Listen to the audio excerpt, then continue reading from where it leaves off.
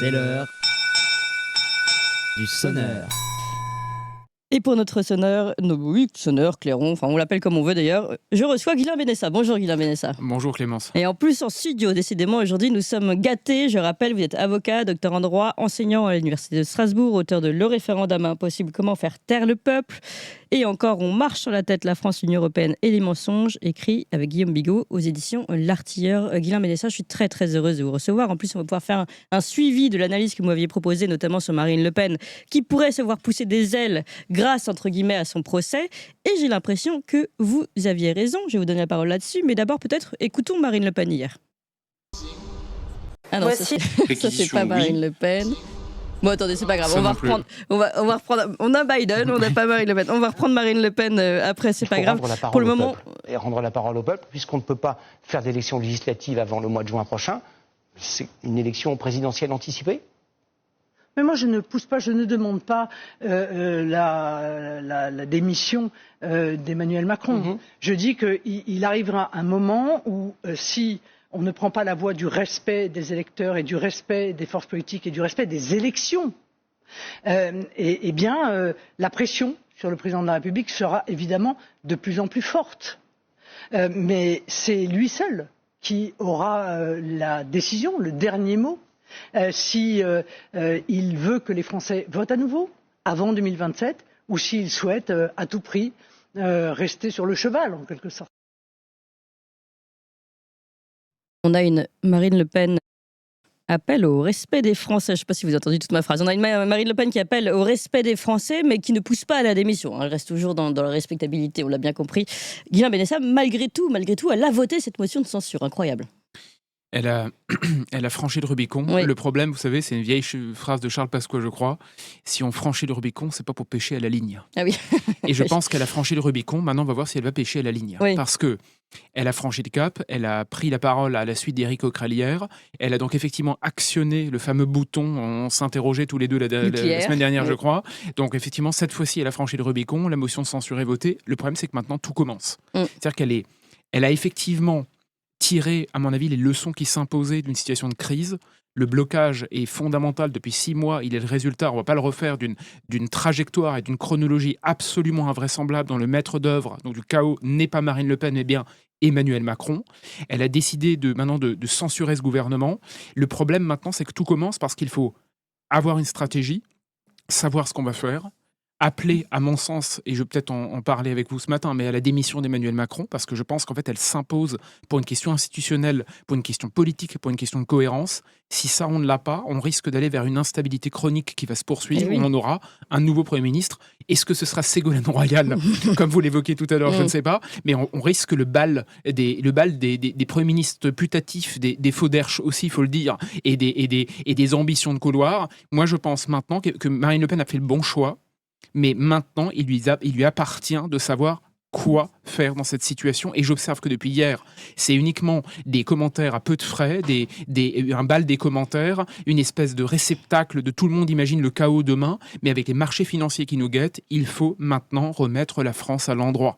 Et je dis ça avec gravité, avec clarté, on peut la remettre à l'endroit. Il y a un chemin. Ce chemin est ardu, on va voir si elle va le prendre. Mais je pense qu'il est vraiment jouable, il est faisable, mais il lui faut s'extirper du carcan dans lequel LFI va la pousser.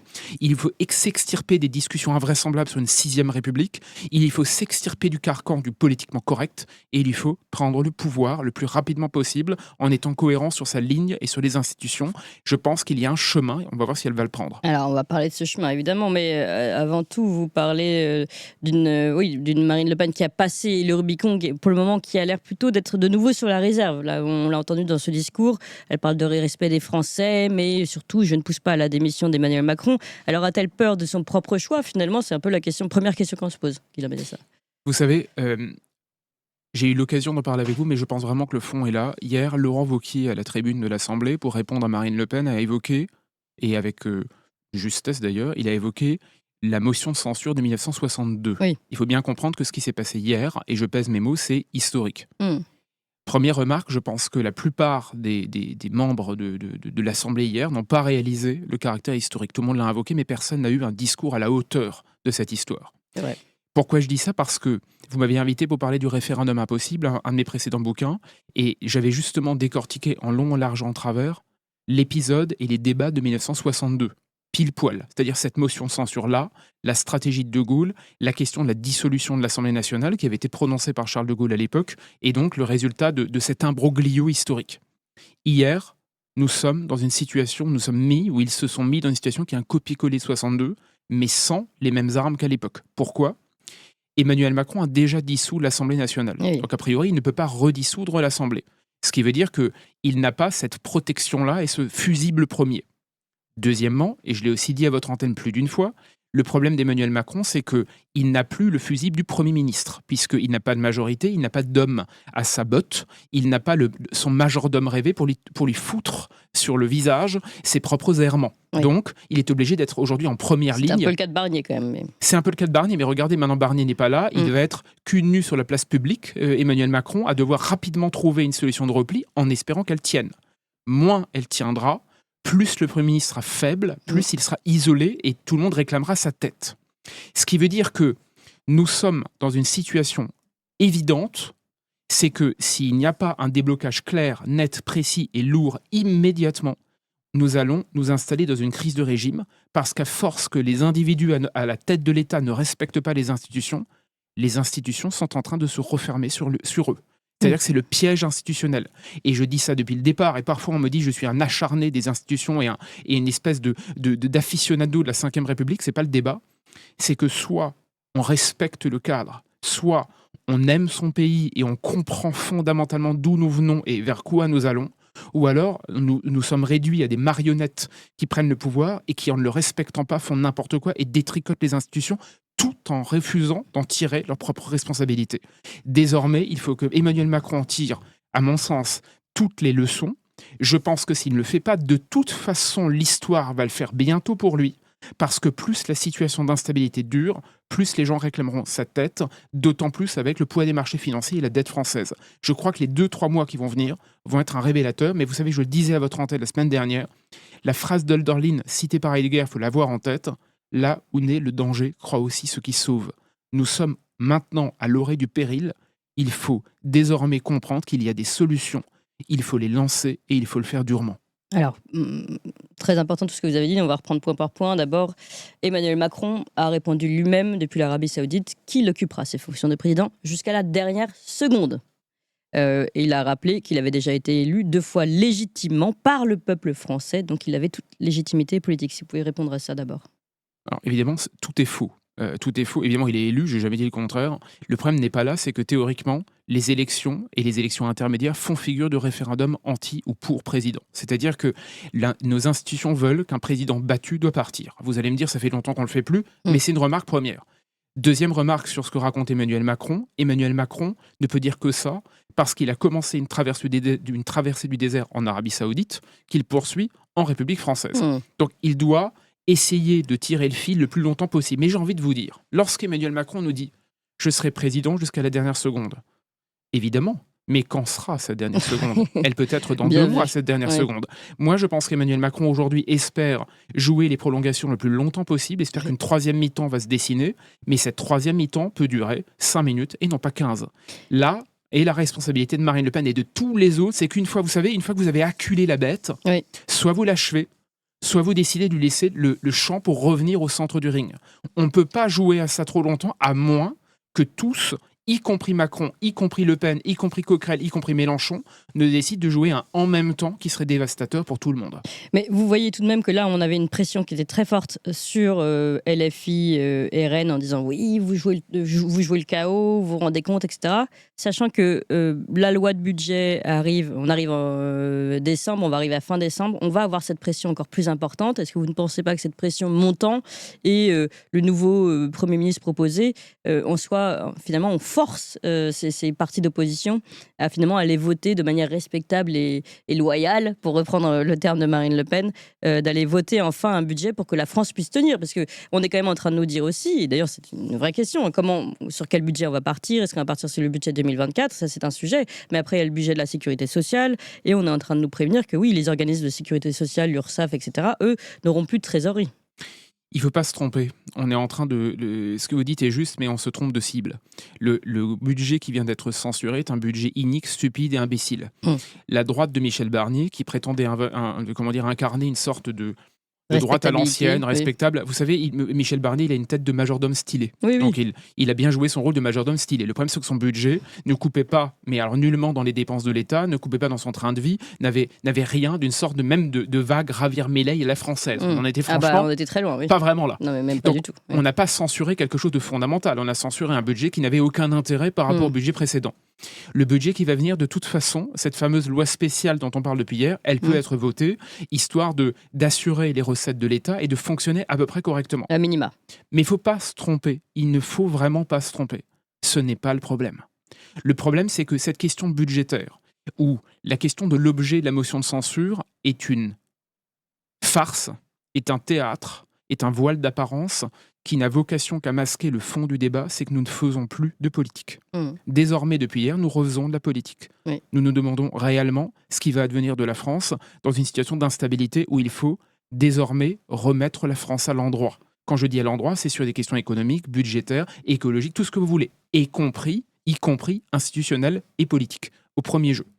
Pourquoi je dis ça ? Parce que, avant toute chose, si vous ne remettez pas un socle de verticalité clair, si vous ne remettez pas une organisation avec une tête pensante, si vous n'avez pas un président de la République qui préside et un chef du gouvernement qui dirige le gouvernement, rien ne pourra suivre. Et pour ça, je vais être clair, c'est pas compliqué. Je vais peut-être avoir le temps de l'exposer après. C'est pas compliqué, mais c'est un chemin ardu, compliqué, délicat, politiquement très incorrect. Mais si vous commencez là, à mon avis, aujourd'hui, il y a un chemin pour remettre la France à l'endroit. Ça nécessite des couilles, du courage, et cette fois-ci, enfin, de rompre avec les juges, la jurisprudence, les obligations, les commentaires, etc. Il y en a vraiment un dont personne ne parle depuis hier soir, 20h20. Oui. Vous avez donné ce chemin juste pour préciser que quand vous dites on s'en fiche du budget, je ne dis pas que ça nous intéresse, nous, Français, mais c'est la pression qui est mise sur nos politiques et on a peur, on craint aujourd'hui justement que le chemin que vous souhaitez développer, sur lequel on va revenir tout de suite, ne soit pas pris par nos politiques, qu'il n'ait pas justement cette responsabilité politique, puisque se soumettant aux pressions médiatiques notamment. Donc on craint que cette pression au chaos finalement nous empêche d'aller vers le bon chemin. Mais allez évidemment développer maintenant, si vous le voulez bien, le chemin qu'il faut prendre. Alors, sur l'urgence, je suis d'accord avec vous, évidemment. Et plus il y a urgence, plus le chemin de la peur va s'imposer, parce qu'on va nous dire on ne peut rien faire d'autre que se soumettre. Oui. Alors, je vais essayer de résumer ça très simplement. Hier, depuis la motion de censure, tout le monde nous dit, on ne peut rien, on est bloqué jusqu'à juillet 2025 puisqu'on ne peut pas dissoudre l'Assemblée nationale. Oui. C'est faux. Je m'explique. Et là, je m'excuse, je vais être 2 minutes techniques, mais il faut absolument être clair. Le code génétique de nos institutions, c'est que le président est le gardien de la Constitution. Article 5 de la Constitution, c'est lui qui assure le fonctionnement régulier des institutions. Emmanuel Macron est très loin d'assumer le fonctionnement régulier des institutions. Or, la dissolution relève d'un décret du président de la République. Ce décret s'appelle ce qu'on appelle un acte de gouvernement. C'est-à-dire que le décret de dissolution n'est pas susceptible d'être contrôlé par un juge.